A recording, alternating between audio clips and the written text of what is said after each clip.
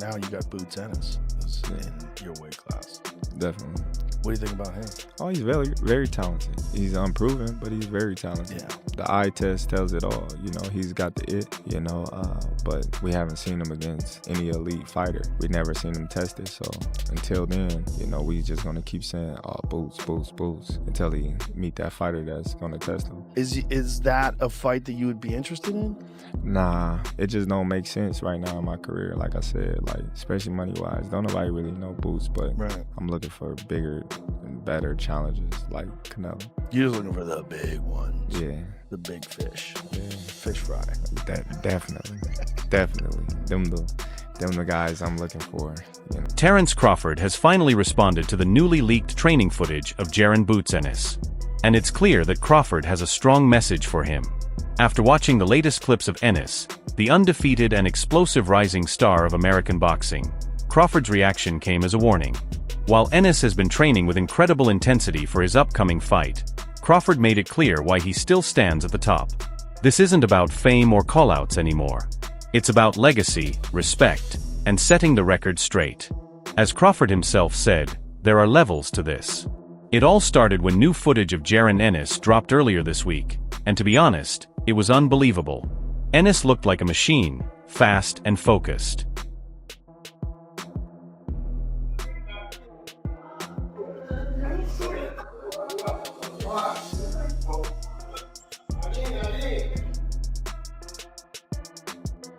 Fast mitt work, insane reflex drills, and sharp footwork that had fans saying, "Prime Crawford 2."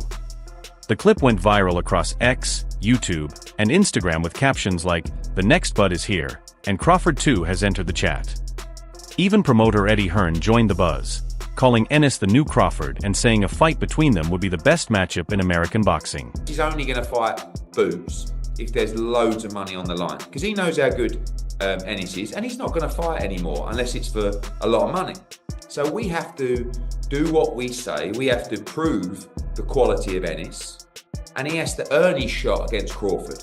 But that is the fight that I look at in 9 to 12 months' time, 3 fights down the line. And I think US fight fans are going to be crying out for that fight. Like, you imagine if we beat Lima on Saturday, we beat Ortiz, you know, we beat Fundora or Mertzalayev or Zayas. Everyone will be calling for Ennis v. Crawford. I think a lot of fans are crying for that now. They have been for years. Yeah. But the reality is we still need to, you know, it's not, I think everyone who, like I said, everybody that knows boxing. Yeah, boxing fans. One that knows how good Ennis is go, I mean, what a fight. That is unbelievable. But still, you've got to educate people that Ennis is as good as I say he is.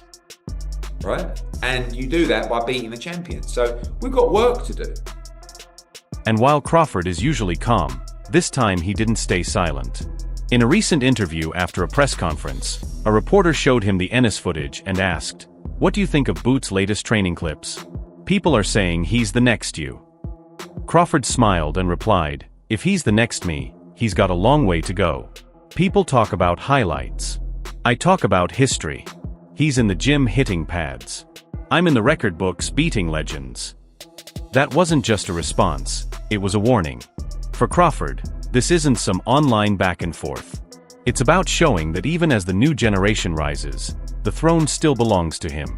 With a record of 42 wins, 31 knockouts, and now a 5-division world championship after dismantling Canelo Alvarez to become undisputed at 168 pounds, Crawford made his message loud and clear. Footwork was too good. Do you think the scores was right on, or do you think maybe it was a little more towards Bud? What was the scorecards? 115, 113, 116, 112. Yeah, that's about right. Yeah? I feel like Bud damn near basically won every round, so Yeah. But yeah, that's about right. You can say that. Now, with this accomplishment, Keyshawn, is he on the Mount Rushmore of Hell boxers? yeah. Yes. Yeah. Yeah? 3-time undisputed. Mhm. He just beat Canelo. Yeah. The face of boxing. So now you can say Bud is the face of boxing. Greatest of all time, or? Greatest of all time. Yeah. I don't feel like it can never be one great, Yeah. but he definitely one of the greatest of all time for sure. No one else has achieved that. Not Mayweather, not Pacquiao, not Canelo. So when Ennis' team started putting his name next to Bud's, it struck a nerve. Eddie Hearn has been building it up like it's fate, telling reporters, Crawford versus Ennis is the fight American boxing needs. But let's be honest, Crawford knows exactly how talented Boots is. He's not afraid, but he understands it would be a real challenge. He's 160. I think he could go there now and be in his absolute prime. He'll be tight at 54 tomorrow. People think that when you move up in weight, all of a sudden it's easy. He's massive. He will 100% go to 168 at some point. So right there, you've got a 4-division championship. But I don't want him just to be a 4-division champion. I want him to be undisputed in those, because I think he's the natural progressor to Terence Crawford. I think he's of the same kind of ability as Terence Crawford. And what Crawford's done is amazing, because he was undisputed in 3 weight classes. Yeah, you got to prove it in a ring. Of course you have. It's not very well me saying it, but you've got to prove it in a ring. But you've also, people know in boxing. So everyone's always known how good Crawford was. But it took him a long time to get the opportunities to prove it. We've got to make sure that we're not 36, 37, 38 when we're getting those opportunities. Because if Boots can get it at 29, 30, he's going to be around 34, 35. He lives a clean life. Do you know what I mean? I think this guy, I truly believe, I think he could be one of the all-time greats. Then he doubled down, calling Boots the new Crawford. Terence Crawford against Jaron Ennis, for me, is the best fight in American boxing. But it needs to be a payday for Crawford that would get him interested, because Crawford knows how good Boots is. And I'm not saying that Crawford thinks he's going to lose to Boots, but he knows that is a real fight. But for me, Boots is the new Crawford. We've just got to go out and get the fights to show how great. That's when Bud sent out another message straight from Omaha. You can't copy greatness, you can only chase it. I don't do remakes. There's only one Bud Crawford, and I'm still here. He's not me. Yeah. You know, as much as a lot of people, you know, say we have similarities and, you know, we switch a lot and we fight a lot. He's not me, you know, and I'm not him. So, yeah. Tim had said comparison that like he's like a Chrysler 300 and you're like a Bentley. Yeah, like once again, like he's not me. You know, he's trying to get to where I'm at. You know, he's where he at, I'm where I'm at. You know, he got a long way to go. Fans went crazy, and the comments poured in across every platform. Half of them claimed Boots is the future, while the rest insisted Bud is still untouchable. You know, obviously we're here in Philadelphia, Boots Ennis, Eddie, a couple other people, you know, called Boots the natural successor to Terence Crawford, and obviously I know your relationship with him. Do you feel that high on Boots as well, or? Hell yeah, I think Boots is a hell of a fighter. I don't know about the natural sensation, whatever that is to Terence Crawford. I think Boots is his own fighter, Terence is his own fighter, but I think they both hell of a fighters. I've been around Boots for years, and he's the truth. And last one for me, I'll let you go. Obviously, everyone's talking about a potential fight, you and Teofimo. Is there any updates to that? I mean, is that something that you are looking towards? Yeah, that's the fight I want. So, ain't no updates. I don't speak business until the deal is done. So, nothing to talk about. What does he mean? Yeah, he said world-class fighter. I guess he's trying to say if you're a world-class fighter. Sign a contract. Exactly, sign a contract. If he wanted to fight, he would have stayed at 47. He obviously said he said he wanted to move up in compass to be undisputed at 54 or something like that. So, yeah, he definitely did say that too. Exactly. Yeah. We ain't worried about, right now we ain't worried about Crawford. We're going to clean 147 now, then we're going to move to 154. If he there and he got a belt, we coming after him. Simple as that. Let's take a moment to talk about Boots. His record says it all. 34 wins, 30 knockouts. He's a former unified welterweight champion and now holds the WBA and Ring Magazine titles at 154 after defeating Imantas Stanionis earlier this year. At just 28, he's not only winning, he's dominating. He trains with precision, moves smoothly, and punches with serious power. His combinations are sharp, his defense is tight, and his ring IQ is impressive. Real quick, we just witnessed a destruction by Jaron Ennis. What do you think? I think that was a great introduction to 154. It's Power carry, and he did his thing. So, congrats to Boots. What do you think's next for Boots Ennis? I mean, what options are there at 154 in your mind for him? I want to see him fight either the winner of Virgil and Erickson Lubin, or maybe like Fundora or somebody. That'd be a good fight. And what about for yourself? I'm back top of next year, defending my world title in a big fight. Appreciate you, champ. Even Canelo Alvarez brought him in as a sparring partner before his fight with Crawford. But after the match, Canelo admitted that not even Boots' speed could prepare him for Bud's precision. That alone says it all. More than one time, yeah, and he helped me really good, and I'm very grateful with him. We have history because 14 years ago, his older brother, Ennis, helped me for when I fought Shane Mosley and Alfonso Gomez. So that's why we have history with the Ennis family, and I'm very grateful with him taking the time and go there and give me some work. Because even when Ennis is training with the best, Crawford remains sharper. Do you think Ennis is the guy to give Crawford like trouble in there if they were ever to fight? I think that would be a great fight. You know, the young hungry lion versus the legend. That would be a hell of a fight. Maybe 160. If it's a vacant title at 160, I think that they can make that happen for sure. I think it just has to make sense for both parties. You know what I mean?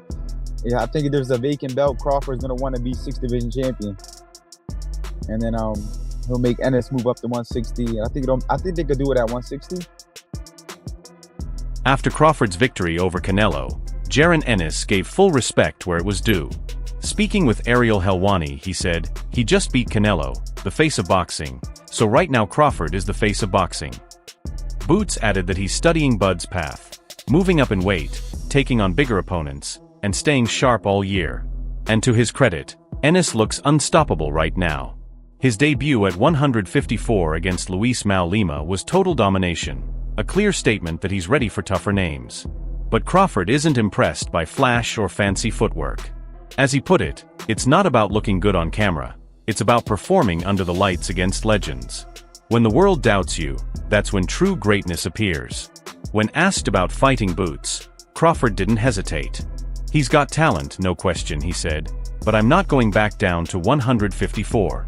If he wants to talk legacy, he can move up." That's the message. If Ennis wants Bud, he'll have to chase him, not call from below. Would you consider going back down to 154 and face Jaron Ennis, the guy who prepared Canelo Alvarez for this fight? Nope. I ain't going down 154. Crawford now sits as the undisputed champion at 168, and rumors suggest he may even move up to 176 next, chasing a 6th world title, a move that would make history. But the warning didn't end there. Bud continued, "I've been that young, hungry fighter before, but greatness isn't earned by talking. It's earned by beating the names people say you can't." That line hit hard because Ennis still hasn't faced a true superstar yet. Eddie Hearn keeps pushing for the matchup, but Bud isn't giving up the crown that easily. At 38, he's still performing at his peak, mentally sharper, technically perfect, and physically elite. You think there's anything left for him, coach, or is it time for Bud to move on? Or I'm trying to figure out who he gonna fight next. 160, you can see him fight 160. I wouldn't do nothing crazy. He looked at excellent. Hey, Blake Islam, he looked at excellent. Is there anybody most from No, I'm trying to figure out what their team gonna do next. I want to see what's he's next. talking about 160, coach. I mean, the only thing down there is maybe like a middleweight tournament, 2 fights undisputed, something like that. But if not that, then what for Bud? Who? Well, they were talking about Jaron Ennis going to 160, possibly going Jaron Ennis going to 160. If he go to 160, then we got another mega fight. You think that's a mega fight? I don't know that yet, but I'm saying in the boxing fans that know boxing would say that's another mega fight. What would? As one trainer said, Crawford is at the point in his career where every fight is chess, not checkers. Boots may have the speed, but Bud is always 3 moves ahead. That's the reality. Boxing experts and analysts are completely divided on the matchup. Man. Yeah. Bud your man. Yeah. You know the fight niggas want to see, bro. What? Boots. You know niggas want to see Boots, bro. Bro, Terence different, bro. I just know that man is different. That's what I'm saying. I never been in the ring with Boots. Yeah. I'm not saying Boots ain't different or you know, not good at all. I think it would be a good fight, but I just think, you know, Terence, just like he said, man, he been battle tested before. Terence been through all the ups and downs in the ring. He's the Floyd Mayweather of this generation. Just the magnitude of this fight maybe Terence is just not. Team Crawford insists Boots hasn't earned it yet, saying he's still in his prospect phase. Meanwhile, Team Ennis claims Crawford is afraid to pass the torch. What everybody want to see. Yeah. I want to do it. Do you respect him as like when he's like, I got a couple fights left, I'm at the end, I'm only trying to get mega fights, so I understand it, but don't lie or kept to the net and make it seem like I had the opportunity to fight you and I didn't. I never did. You know what I'm saying? And then that one time that I did, we said they called and we said we never heard nothing else back about it. So I mean, I respect it though. I mean, get your money. You know what I'm saying? Do your thing, but don't be capping on the net. But in truth, it's not fear, it's strategy. That makes a whole lot of sense. And the fight that stylistically will be, oh my goodness, is a fight between Terence Crawford and Jaron Boots Ennis. I don't think I think that's going backwards for Terence. To that point, Jaron doesn't have the kind of accolades. He doesn't sell to the mass and all these. So this fight was perfect timing for both these guys. Bud has earned the right to fight for history, not hype. That's why he's made it clear, he's only taking fights that change his life and add to his legacy. He's not avoiding Ennis. He's waiting for the moment when the payday and the stakes truly match the risk. Right now, fighting Boots isn't a money fight, at least not yet. But in terms of danger, it might be the toughest challenge out there. After defeating Canelo, the sport's biggest star, Crawford achieved the unthinkable. He unified 3 divisions, conquered 5 weight classes, and humbled one of boxing's top names. That kind of record doesn't just make you great, it makes you legendary. So while Ennis is rising fast, Crawford still stands firm, reminding everyone not to mistake potential for proof. Crawford versus Ennis wouldn't just be another fight, it would be a generational clash. Old school skill against new school power, experience versus energy, legacy versus ambition. If it happens, at 160 or 168, it could be one of the greatest fights of this era. Double fake to your right. Double fake to your left.